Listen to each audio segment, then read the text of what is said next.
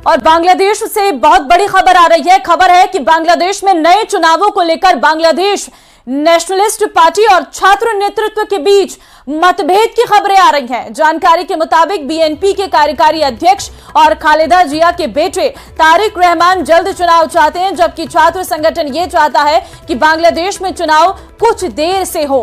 तारिक रहमान जल्द इसलिए चुनाव चाहते हैं ताकि बांग्लादेश के पीएम बन सके। तारिक रहमान को यह भी चिंता सता रही है कि अगर चुनाव में देरी हुई तो बीएनपी और जमात के पक्ष में मौजूदा समर्थन वाला माहौल कमजोर पड़ सकता है।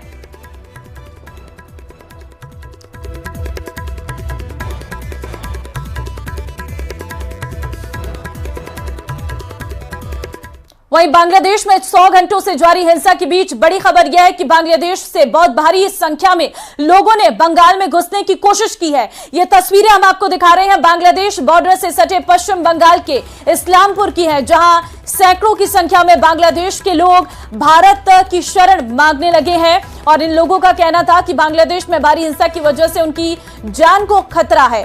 भारत से शरण मांगने वाले इन सैकड़ों लोगों में बहुत बड़ी संख्या बांग्लादेशी हिंदुओं की हो सकती है, क्योंकि बांग्लादेश में इस वक्त हिंदू नरसंहार जैसी स्थिति है। इस बात की आशंका हमने 5 अगस्त को ही जता दी थी कि बांग्लादेश में जिस तरह हिंदुओं पर हमले हो रहे हैं, उनकी दुकानें लूटी जा रही है, मंदिरों में तोड़फोड़ हो रही है, उसकी वजह से बहुत भारी संख्या में बांग्लादेश से हिंदू पलायन हो सकता है। बांग्लादेश में इस वक्त 1 करोड़ 10 लाख से अधिक हिंदू हैं और ये सभी हिंदू बांग्लादेश में असुरक्षित हैं। हालांकि आज किशनगंज में जिन लोगों ने भारत में शरण लेने की कोशिश की, उन्हें भारत बॉर्डर में घुसने से रोक दिया गया है। बीएसएफ ने सभी लोगों को समझाकर वापस लौटाने की कोशिश कर रही है। इन लोगों के लिए सबसे बुरी स्थिति यह है कि यह बांग्लादेश में सुरक्षित नहीं है और बॉर्डर पर इन्हें अधिक देर रुकने नहीं दिया जाएगा।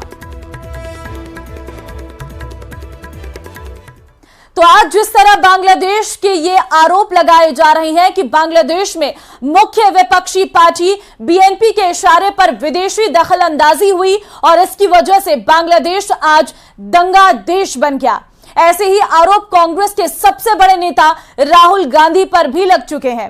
राहुल गांधी पिछले ही साल भारत में अमेरिका और यूरोप को दखल देने की मांग कर चुके हैं। तब राहुल गांधी ने यह कहा था कि भारत में सभी लोकतांत्रिक संस्थाएं खतरे में है, इसलिए अमेरिका यूरोप को भारत में दखल देना चाहिए। यह रिपोर्ट देखिए।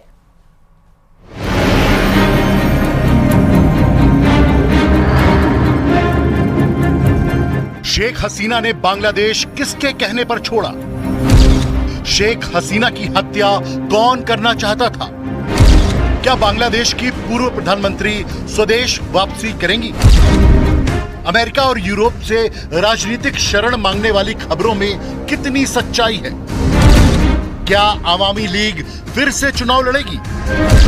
ऐसे कई सवाल हैं जिसका जवाब हर कोई जानना चाहता है और इन सभी सवालों का जवाब दिया है शेख हसीना के बेटे सजीव वाजिद ने।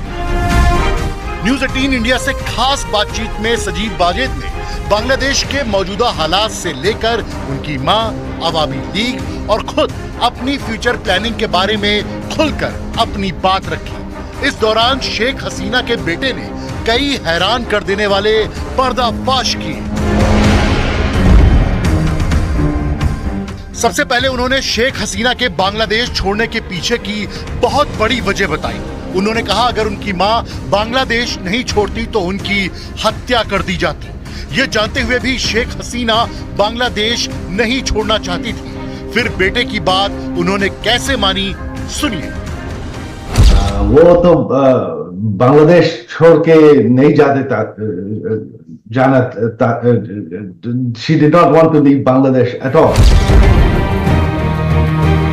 बांग्लादेश छोड़ने के बाद से ही कयास लगाए जा रहे थे शेख हसीना अमेरिका या यूरोप के देशों में राजनीतिक शरण के लिए अप्लाई किया है, लेकिन उनके बेटे सजीव वाजिद ने इन सभी खबरों को मनगढ़ंत बताया। उन्होंने कहा कि शेख हसीना ने किसी भी देश से राजनीतिक शरण नहीं मांगी है। मेरी माँ कहाँ भी पॉलिटिकल असाइलम के लिए अप्लाई करेगी नहीं, ये सब बकवास है।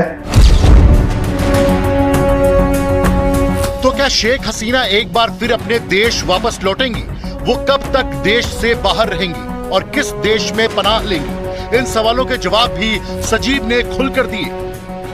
हमारी माँ बांग्लादेश में फिर जाते चाहती है। ये आज हो कल हो, एक दिन हमारी माँ बांग्लादेश फिर जाएंगी। सजीव ने बांग्लादेश के हालात की सच्चाई बताते हुए कहा कि शेख हसीना के इस्तीफे के बाद बांग्लादेश में कानून व्यवस्था ने दम तोड़ दिया, न्याय व्यवस्था की भी अर्थी उठ गई। अब जिसके हाथ में हथियार है उसी का कानून है। वहां तो कोई लॉ एंड ऑर्डर नहीं है, लूटपाट चल रही है कंप्लीट देश में।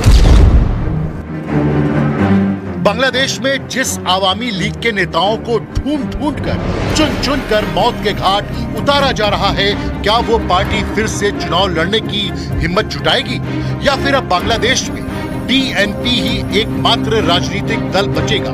इस सवाल के जवाब में सजीव ने कहा कि आवामी लीग सत्ता में वापसी जरूर करेगी। आज हो कल हो वो वापसी करेंगे, अवामी लीग वापसी करेंगे। हमारे माँ प्रधानमंत्री ना हो कि ना हो, वो बांग्लादेश में रहेंगी। शेख हसीना के इस्तीफे के बाद बांग्लादेश में अंतरिम सरकार का ऐलान करने में सेना को देर नहीं लगी, लेकिन सवाल है कि सेना ने अंतरिम सरकार का ऐलान कैसे कर दिया, जबकि बांग्लादेश के संविधान में अंतरिम सरकार जैसी ना कोई व्यवस्था है और ना ही कोई प्रावधान। बांग्लादेश में जो हो रहा है, it is all extra constitutional. संविधान में ये कुछ भी नहीं है। संविधान में इंटरिम गवर्नमेंट बोला कुछ भी नहीं है। अब यह साफ हो चुका है कि शेख हसीना अपने राजनीतिक जीवन में वापसी नहीं करेंगी, तो फिर आवामी लीग का अगला मुखिया कौन होगा? क्या मुजीबुर रहमान के खानदान से बांग्लादेश को कोई प्रधानमंत्री नहीं मिलेगा? क्योंकि शेख हसीना के बेटे को सियासत रास नहीं आती, लेकिन अब बदले हालात में शायद उनका मन बदलने लगा है। हमारे पॉलिटिक्स करना की कभी इच्छा नहीं थी। शेख हसीना के परिवार को भारत से हमेशा ही सुरक्षा मिली है, पनाह मिली है, मुसीबत में साथ मिला है। इंदिरा गांधी सरकार के जमाने से भारत बांग्लादेश के दुर्दिनों में शेख हसीना परिवार की पूरी मदद की है। इस बार भारत ने शेख हसीना की जान बचाई, इसके लिए उनके बेटे ने मोदी सरकार का शुक्रिया कहा। मोदी सरकार हमारे माँ की जान बचा दी है, इसके लिए उनके प्रति हमारी शुक्रिया है।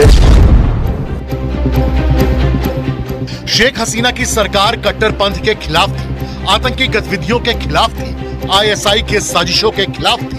सजीव के मुताबिक उनकी मां को इसी का खामियाजा भुगतना पड़ा।